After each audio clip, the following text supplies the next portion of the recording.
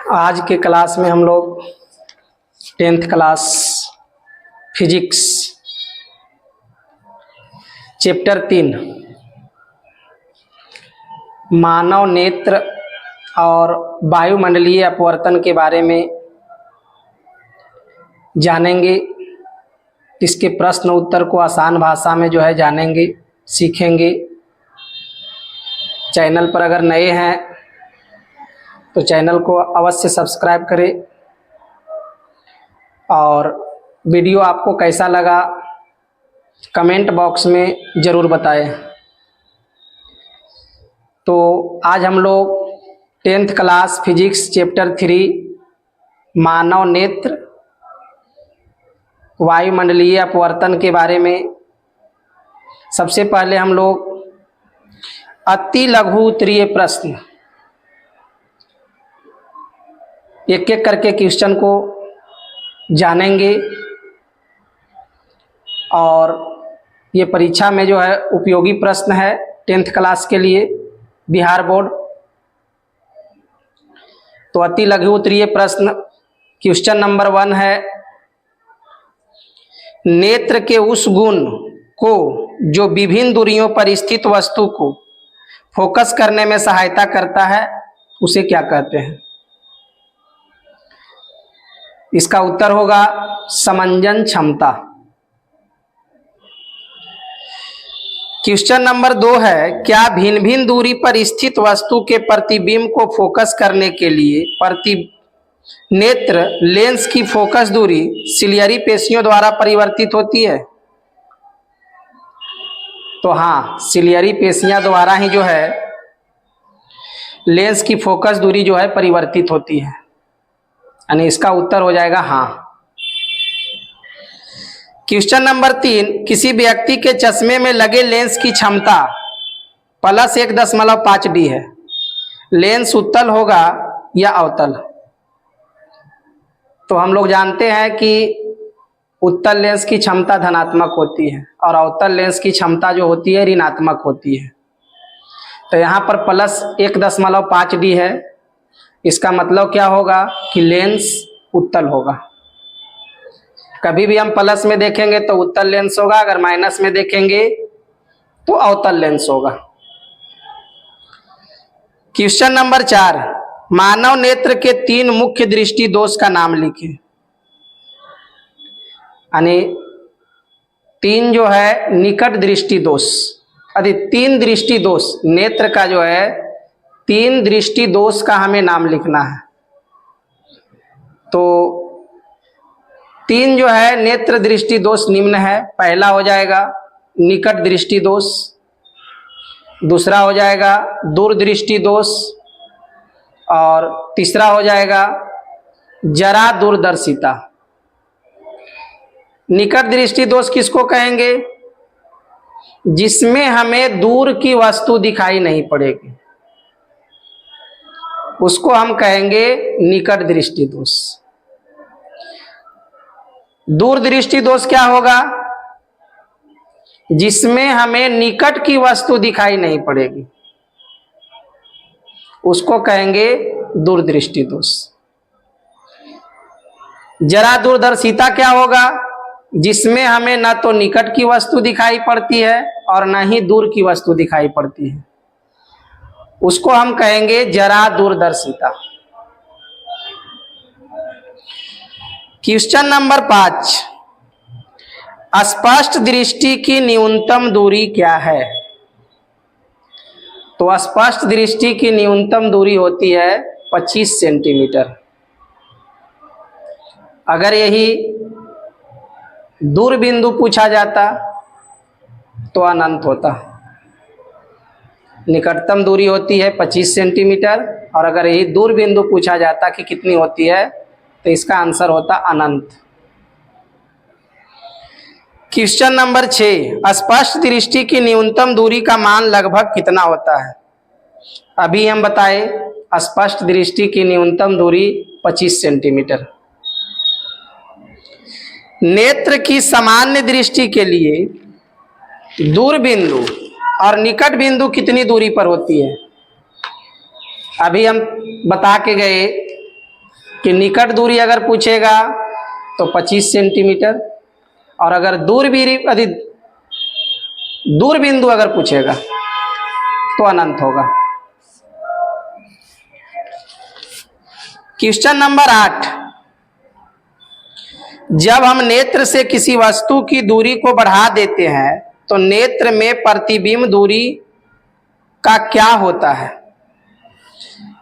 अगर हम किसी वस्तु की दूरी बढ़ा देंगे तो प्रतिबिंब दूरी क्या होगा? तो अगर हम दूरी को बढ़ाएंगे तो प्रतिबिंब दूरी में कोई परिवर्तन नहीं होगा। अगर हम वस्तु की दूरी बढ़ा देते हैं तो प्रतिबिंब दूरी में कोई परिवर्तन नहीं होगा। क्वेश्चन नंबर 9, एक व्यक्ति जिसका नेत्र निकट दृष्टि दोष से ग्रसित है 1.5 मीटर से अधिक दूरी की वस्तु को स्पष्ट नहीं देख पाता है। सामान्य दृष्टि प्राप्त करने के लिए उसे किस प्रकार के लेंस की आवश्यकता होगी? निकट दृष्टि दोष है अवतल लेंस, इसको हम लोग अपसारी लेंस भी कहते हैं। तो अवतल लेंस भी बोल सकते हैं या अपसारी लेंस भी कह सकते हैं। अगर यही दूर दृष्टि दोष होता तो उत्तल लेंस होता, और इसको अभिसारी लेंस भी कहते हैं, यानी उत्तल लेंस को अभिसारी लेंस। तो निकट दृष्टि दोष में अवतल लेंस या अपसारी लेंस, दूर दृष्टि दोष उत्तल लेंस या अभिसारी लेंस, और अगर जरा दूरदर्शिता रहेगा तो इसमें बाईफोकल लेंस का प्रयोग होगा। क्वेश्चन नंबर 10, एक विद्यार्थी अपने क्लास के अंतिम पंक्ति में बैठने पर ब्लैकबोर्ड पर की लिखावट स्पष्ट नहीं देख पाता है। उसकी आंख किस प्रकार के दोष से ग्रसित है? इस दोष को दूर करने के लिए उसे किस प्रकार के लेंस का व्यवहार करना होगा? पीछे की पंक्ति में बैठा हुआ, इसका मतलब है कि दूर बैठा हुआ है, और जब दूर बैठा हुआ है तो दूर की वस्तु उसको दिखाई नहीं पड़ रही है। तो दूर की वस्तु अभी हम बता के गए कि अगर दूर की वस्तु दिखाई नहीं पड़ती है तो उसको कहते हैं निकट दृष्टि दोष। तो वो पीछे बैठा हुआ है तो उसको कौन सा दोष है? निकट दृष्टि दोष। और निकट दृष्टि दोष में कौन सा लेंस लगेगा?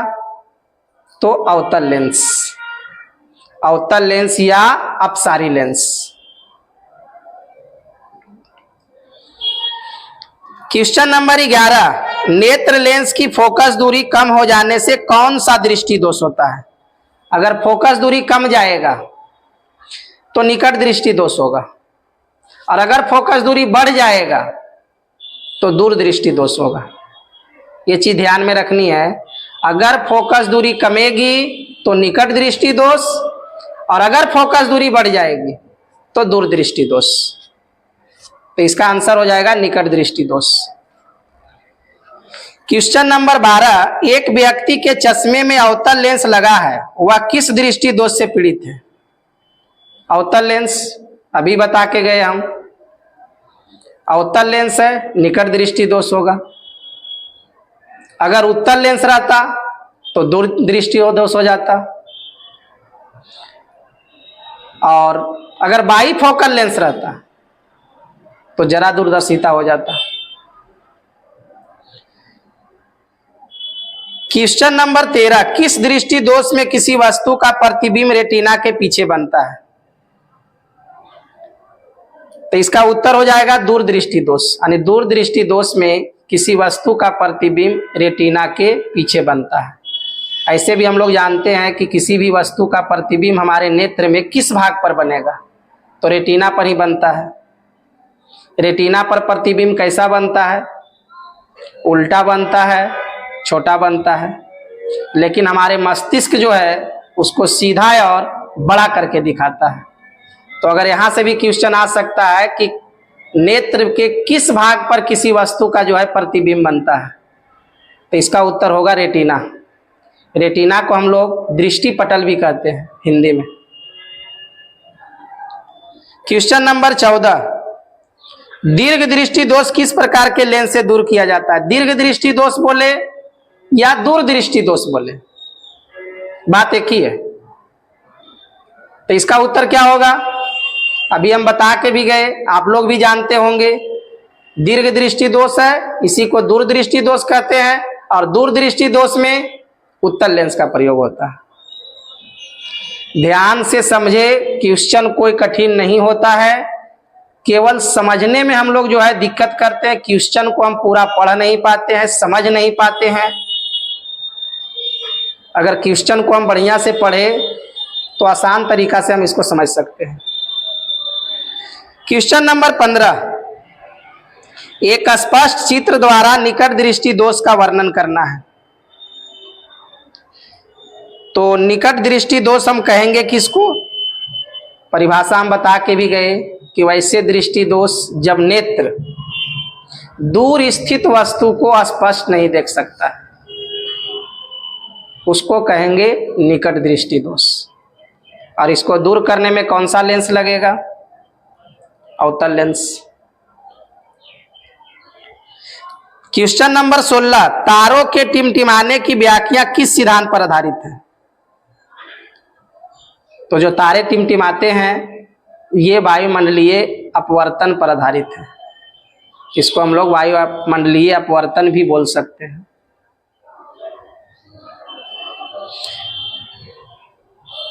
क्वेश्चन नंबर 17, श्वेत प्रकाश के विभिन्न वर्ण में विभक्त होने की घटना को क्या कहते हैं? श्वेत प्रकाश जो विभिन्न रंग में विभक्त हो जाती है उसको क्या कहेंगे? तो इसको हम लोग कहते हैं वर्ण विक्षेपण। वर्ण विक्षेपण में एक पट्टी प्राप्त होती है 7 रंग की, जिसको हम लोग शॉर्ट में बोलते हैं बैजा नीह पिनाला। क्वेश्चन नंबर 18, जब श्वेत प्रकाश एक प्रिज्म से होकर गुजरता है तो किस वर्ण का प्रकाश सबसे अधिक विचलित होता है और किस वर्ण का प्रकाश सबसे कम विचलित होता है? तो अभी हम बताए 7 रंग होता है, इसमें सबसे ज्यादा जो विचलन होता है बैगनी रंग का होता है, और सबसे कम जो विचलन होगा वो लाल रंग का होगा। यानी वर्ण विक्षेपण में जो 7 रंग है उसमें सबसे ज्यादा विचलन बैगनी रंग और सबसे कम लाल रंग। क्वेश्चन नंबर 19, प्रकाश के किस रंग के लिए तरंग दैर्घ्य ज्यादा होता है? किस रंग का तरंग दैर्घ्य अधिक होता है?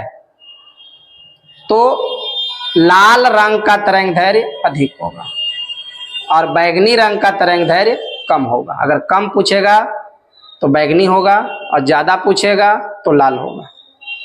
क्वेश्चन नंबर 20, क्या प्रकाश का रंग प्रकाश तरंगों के तरंग दैर्घ्य पर निर्भर करता है? तो इसका उत्तर हो जाएगा हाँ, तरंग दैर्घ्य पर निर्भर करता है।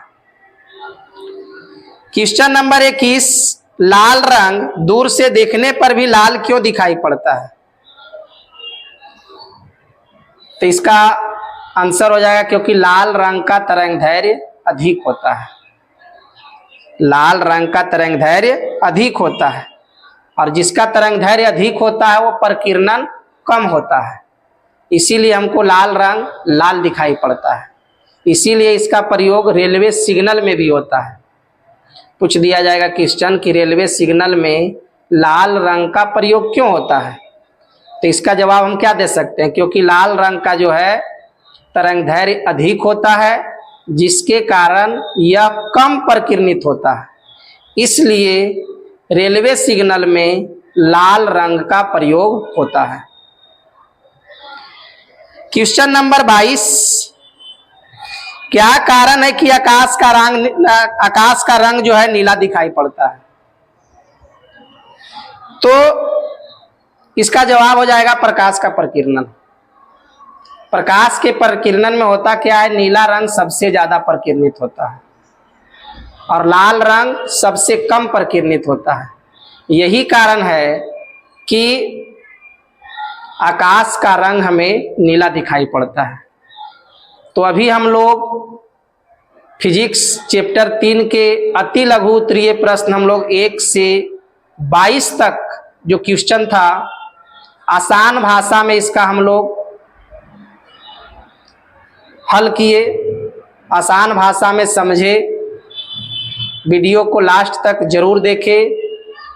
जहाँ समझ में नहीं आए बार बार वीडियो को एक बार दो बार देखें। जब तक हम लोग रिवीजन नहीं करेंगे, रिवाइज नहीं करेंगे, बार बार नहीं देखेंगे, नहीं समझेंगे, नहीं पढ़ेंगे, तब तक हमारे माइंड में वो बात नहीं आएगी। और वीडियो आपको कैसा लगा कमेंट बॉक्स में ज़रूर बताएं। लाइक करें, वीडियो को शेयर करें और चैनल को सब्सक्राइब करना ना भूलें।